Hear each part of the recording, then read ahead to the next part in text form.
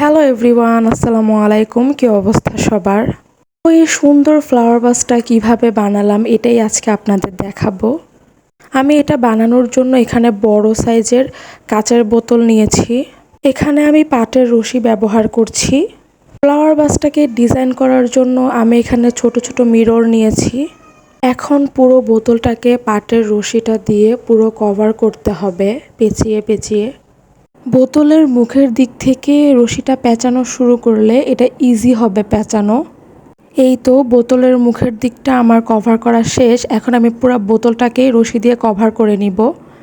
আমি এখানে ফেভিকল আঠা ব্যবহার করছি। এই তো বোতলটা পুরো রশি দিয়ে কভার করে ফেলেছি আমি। এখন আমি এখানে কিছু ফুল বানিয়ে নিব। এই ফুলগুলো আমি অফ ক্যামেরায় বানিয়ে নিয়েছিলাম। ভিডিওতে যেভাবে দেখানো হচ্ছে আমি এইভাবেই ফুলগুলোকে বানিয়েছি, কিন্তু এখানে আমি আঠা ব্যবহার করিনি।